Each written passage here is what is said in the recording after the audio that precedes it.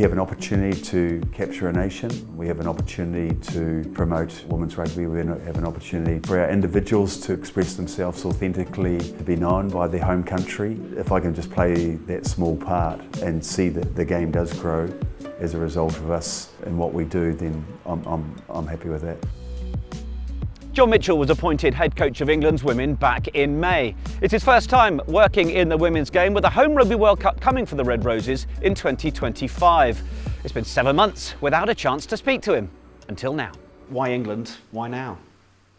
Yeah, I've had a great desire to lead a program again. That's first and foremost. I owed it to myself to be a head coach again. They've been an amazing team. You know, like they've got a winning mentality. So why wouldn't you join winners? And then I guess the thing that really excites me is the gap that we have on our opponents in the world at the moment, and have done so for a period of time, is that how can we sustain that and keep that? Because they're going to get better through professionalism and exposure and opportunities. So we've got to find ways to become even better. So I think that's what gets me up every day, and certainly it drives me. Rugby World Cup 2025 is just 20 months away, with the final obviously taking place behind you. What's your broader view of the journey that the women's game is on? Well, it's exciting firstly that it's at home. It's exciting that it's the first World Cup which will be played in over a whole country rather than just in one city. I think that's really important. We have an opportunity to capture a nation. We have an opportunity to promote women's rugby. We have an opportunity to promote women's sport. We have the opportunity for our individuals to express themselves authentically and to be known by their home country. But ultimately our performance will be the one that talks the most. We've got to just mature, I think, and develop in some areas before we get there. And just be aware that the game can be unfair like it was in the last World Cup, and be ready for that.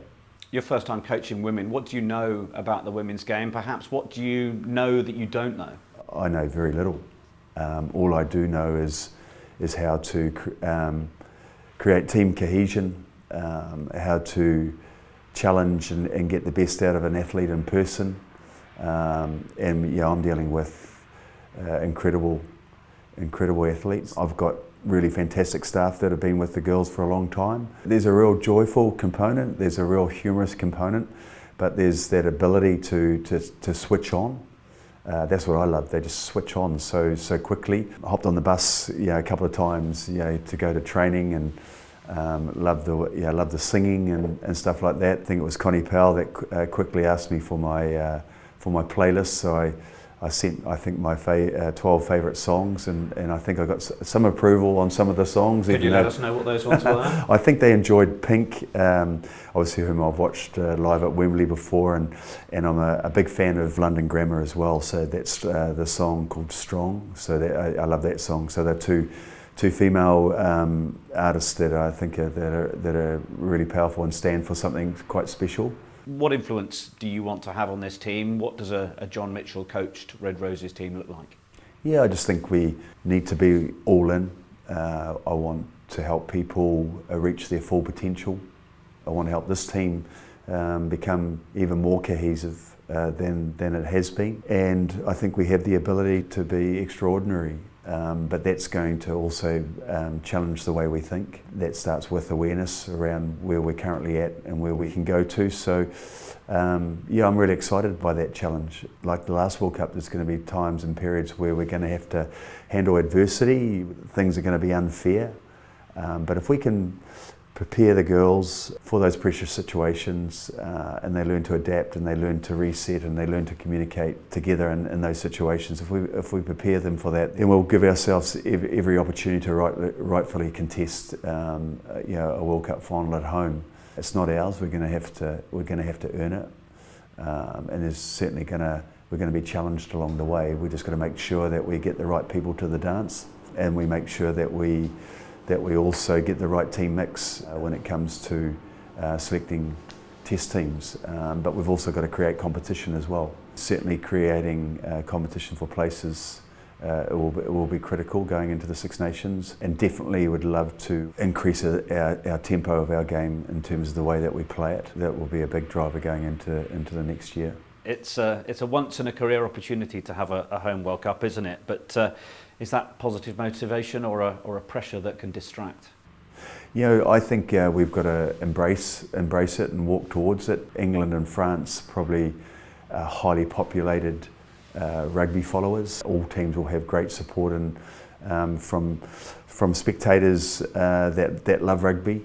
So I think that will in itself create a fantastic community inside the stadium and outside the stadium. And before we focus on that, I guess is we've got plenty to do before that. That'll just take care of itself once we're in the tournament. And when that final comes around, 27th of September 2025, there'll be a report card, I'm sure, on your report that says Rugby World Cup winners 2025. Is the KPI of all KPIs that has to have the Red Roses name inked in next to it? Yeah, what will be will be.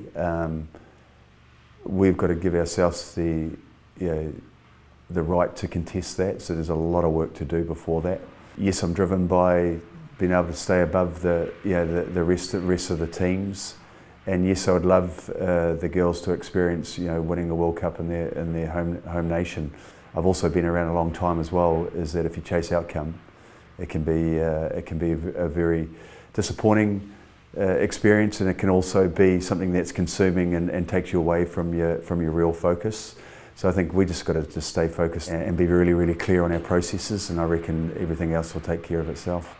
You must have an appetite for the game-changing period that we're going through. Where does that come from? What sort of motivations do you have towards that?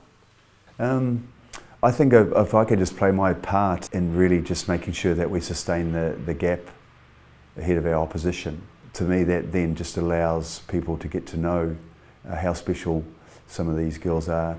I guess it just lets them know not only just incredible athletes, but it also just gives them insight into how they're driven as well and how they want to succeed as sports people. And if I can just play that small part, then see that the game does grow as a result of us in what we do, then I'm happy with that.